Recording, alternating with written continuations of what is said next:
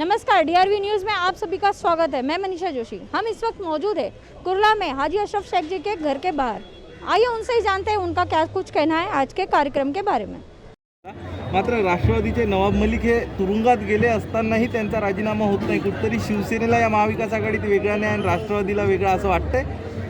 जे काल परवापर्यंत झुकेंगे नाही असं म्हणत होते ते शिवसेनेचे लोक झुकना कैसा होता है हे स्वतः दाखवत आहेत आणि त्यामुळे शरद पवारांसमोर राष्ट्रवादी समोर किंवा स्वतःचं सरकार वाचवण्यासाठी पूर्णपणे झुकून एका अर्थाने मुजरा करण्याचं काम ही सत्ताधारी मंडळी करतायत असं चित्र आहे आणि त्या ठिकाणी निषेध आंदोलन होण्याची शक्यता वगैरे असं शक्यता असेल म्हणून कदाचित बंदी आणली असेल असं वाटतं। निषेध आंदोलन कसलं? निषेध तर आमचा हा आहे की राज्य सरकारमध्ये ते अजूनही मंत्रिपदावर काय आहेत, दाऊदशी ज्यांचा संबंध आहे हे स्वतः इन्व्हेस्टिगेटिंग एजन्सी म्हणत आहेत। दाऊदच्या बहिणीशी त्यांची बैठका झाल्या हे इन्व्हेस्टिगेटिंग एजन्सी म्हणत आहेत। जे जैश ए मोहम्मद, लष्कर ए तोयबा, अल कायदा या आंतरराष्ट्रीय टोळीशी संबंधित लोक होते त्यांच्याशी आर्थिक व्यवहार आहे नवाब मलिकांची असं इन्व्हेस्टिगेटिंग एजन्सी म्हणत आहेत आणि ते मंत्रिपदावर आहे। निषेधार्ह ही गोष्ट आहे। आपण जर बळी पेटवलेले आहे कामगारांची, काय सांगाल या संपूर्ण उपक्रमाबद्दल? महाराष्ट्राच्या ट्रान्सपोर्ट आघाडीतर्फे श्रमिकांची आणि कामगारांची ज्योतही मशाल आहे। ही मुंबई श्रमिकांची, कामगारांची, या मुंबईची ओळखच श्रमिक कामगार आहे आणि माननीय मोदी साहेबांनी करोनाच्या या पार्श्वभूमीवर प्रत्येक कामगाराला, श्रमिकाला, फेरीवाल्याला आणि डेली वेजेस वर्करना ई श्रम योजना आणली आहे आणि त्यामुळे 2 लाख राज्यभरामध्ये कामगारांना, श्रमिकांना, फेरीवाल्यांना आणि डेली वेजेस वर्करना या आघाडीच्या माध्यमातून हे कार्ड बनवून दिलं जाणार आहे आणि त्यांच्या आयुष्यामध्ये पुढच्या ज्या अडचणी आहेत त्यामध्ये मदत होण्याची भूमिका जी मोदी सरकारची आहे ती तोपर्यंत पोहोचवण्याचा हा कार्यक्रम आहे। जर आपण जर बघितलं श्रमिकांसाठी ही यात्रा आहे, मात्र सकाळपासून या यात्रेला पोलिसांकडनं विरोध केला जातोय। हाजी राफत यांना नोटीसी देखील बजावल्या आणि जो मंच होता, ज्या मंचावर या यात्रेचा समारोप होणार होता, तो मंच देखील पोलिसांकडनं काढून टाकण्यात आला आहे। मुंबईच्या पोलिसांची झुंडशाही आहे। मुंबईचा पोलीस याची एक खूप मोठी परंपरा आहे, पण दुर्दैवाने आज राज्यातलं सरकार मुंबईच्या पोलिसांचा वापर स्वहित, स्वपक्ष आणि स्व कार्यक्रमासाठी करते आहे आणि पोलिसांची बदनामी राज्य सरकारमधली लोकच करत आहेत। जो कार्यक्रम इथे होणार आहे तो केंद्र सरकारच्या योजनेचा कार्यक्रम आहे आणि केंद्र सरकारच्या योजनेच्या कार्यक्रमाच्या परवानगी न देणं, त्यावर कारवाई करणं आणि केवळ एका परिवाराला, कुर्ल्यातील एका परिवाराला आणि एका नेत्याला खुश करण्यासाठी संपूर्ण राज्य सरकार पोलीस बळाचा वापर करत आहे। पोलीस बळाचं राजकीयकरण यापेक्षा वेगळं ते काय? अजित जी, ये देखिए ये रस्सी है। अब ये रस्सी के अंदर बांध के हमको रुकाने का काम किया जा रहा है। ये राज्य सरकार का कौन सा न्याय है? मैं राज्य सरकार के, महाराष्ट्र के मुख्यमंत्री जी उद्धव जी से पूछना चाहूँगा, उद्धव जी ये भूमिपुत्रों के लिए एक योजना आई है। मैं शरद पवार जी से पूछना चाहूँगा, ये ई श्रम कार्ड एक गोर गरीब जनता, रिक्शा वाला, टैक्सी वाला, टेम्पो वाला, भाजी वाला, एक काम करने वाली, एक केले वाला, चिक्कू वाला, एक शेतकरी के लिए योजना आई है। ये योजना देने के लिए आप क्यों हमको बंदी डाल रहे? मेरे कार्यालय के अंदर जाने के लिए मुझे बंदी डाल रहे क्यों? क्योंकि उसके बाजू में नवाब मलिक का घर है। और कौन नवाब मलिक? जिसने बम ब्लास्ट के आरोपी के साथ संबंध रखे। ऐसे लोगों के लिए आज राज्य सरकार पीछे खड़ी है, आज राज्य सरकार हमको रोक रही है। ये कहीं ना कहीं शर्म की बात है। आज गृह मंत्री ने सोचना चाहिए कि कितने हजारों लाखों लाभार्थी, कितने हजारों श्रमिकों के लिए ये यात्रा रोकने का काम कर रहे हैं, लेकिन ये यात्रा रुकेगी नहीं। संघर्ष शुरू रहेगा। बिल्कुल हम मुंबई पुलिस का रिस्पेक्ट करते हैं, डीसीपी का रिस्पेक्ट करते हैं, पर इसका मतलब ये नहीं हमको रस्सी से बांधा जा रहा है।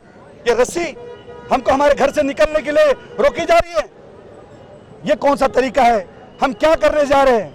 हम एक योजना लेके जा रहे हैं, केंद्र सरकार की एक अच्छी योजना आई है, और वो योजना जिससे 1 लाख का इंश्योरेंस, 2 लाख का इंश्योरेंस मिलेगा, 25 से 30 हज़ार एक कामगार को एक लोन मिलेगा, और उस कामगार को 60 साल के बाद 3,000 से 5,000 के करीब एक पेंशन मिलेगा।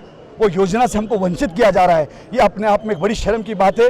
मैं केंद्र सरकार के जो ये योजना के ऊपर इन्होंने सब जो लाई है, एक हमको रोकने का काम किया, मैं उद्धव जी से कहूँगा और मैं राज्य सरकार का निषेध करूँगा।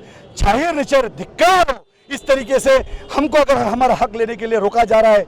एक प्राइम मिनिस्टर का प्रोग्राम है, ये प्राइम मिनिस्टर की सोच है कि हिंदुस्तान में महाराष्ट्र के अंदर सभी लोगों को, जितने कामगारों को, सिर्फ केंद्र सरकार और डायरेक्ट पेंटर, केंद्र सरकार और डायरेक्ट एक वाहतूकदार, केंद्र सरकार एक रिक्शा वाला, केंद्र सरकार मोदी जी और एक कामगार के बीच के अंदर इस तरीके की रस्सी डालने का ये काम किया गया है। ये आप ये रस्सी को देखिए, आज मेरे घर से मेरे निकलने के लिए रस्सी का ये पूरा हड़ाव ले लिया।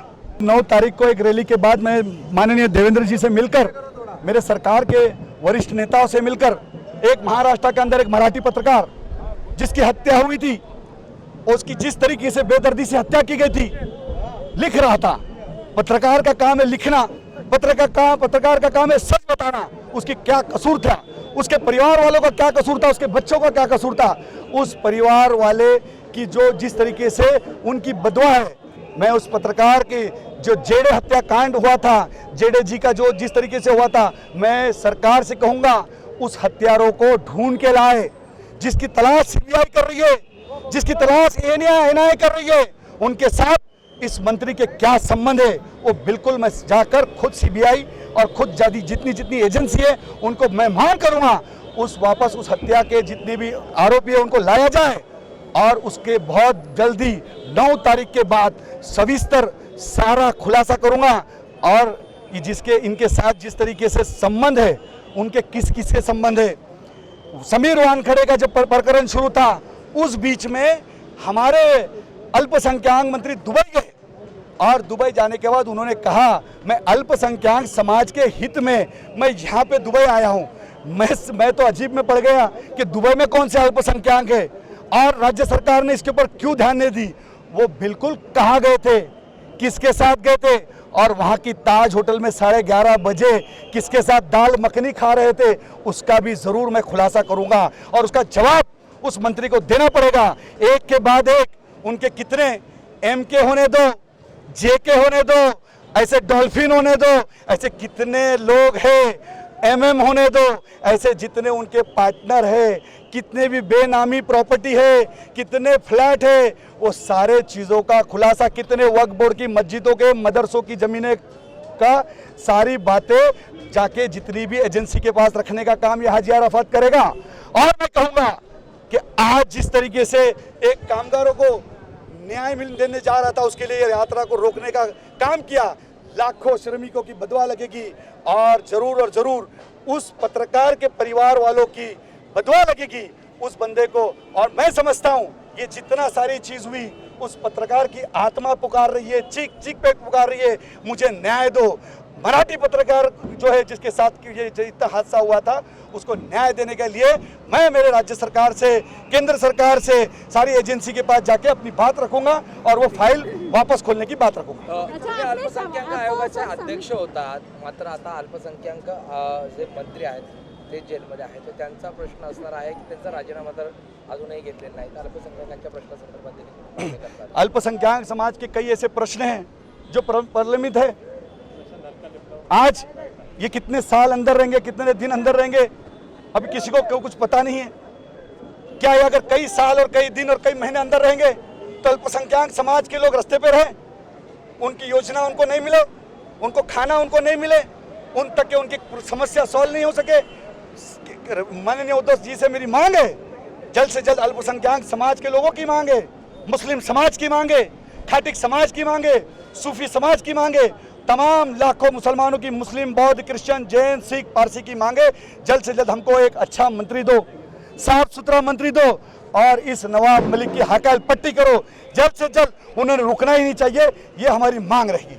जैसा आपको श्रमिकों का हेड बनाया गया है, तो आपने श्रमिकों के लिए क्या क्या योजनाएं लाई है और क्या क्या सोच रहे लाने के लिए? केंद्र सरकार ने जो योजना लाई है उस योजना के ऊपर हम जैसे कि इंश्योरेंस जिसे लेते हो 2 लाख का इंश्योरेंस मिलेगा उनको।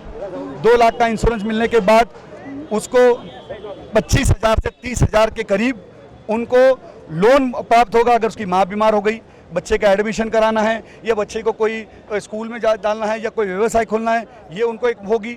दूसरी चीज़, वो श्रमिक जिसको 60 साल के बाद 3,000 से लेकर 5,000 के करीब पेंशन शुरू होगा। ऐसी कई योजना उसके अंदर है। उस योजना का लाभ महाराष्ट्र के सभी, आपके चैनल के माध्यम से कहूँगा, जितने श्रमिक है जिसमें कामगार है, काम वाली बाई है, केले वाला, भाजी वाला, चिक्कू वाला, कामगार जो भी वर्ग है, रिक्शा वाला, टैक्सी वाला, खाटिक समाज का वर्ग है, बकरे हकालने वाला, मटन काटने वाला, इन्होंने ये कार्ड बनाना चाहिए और इस योजना का लाभ लेना चाहिए। आपको आज आगे नहीं बढ़ने दिया गया, इसके ऊपर आप क्या कहना चाहेंगे राज्य सरकार और केंद्र सरकार से? बिल्कुल, ये बड़ी प्राइम मिनिस्टर का प्रोग्राम है, ये केंद्र सरकार की योजना है, ये योजना के लिए निकला, लेकिन श्रमिक से बड़ा ये रस्सी है।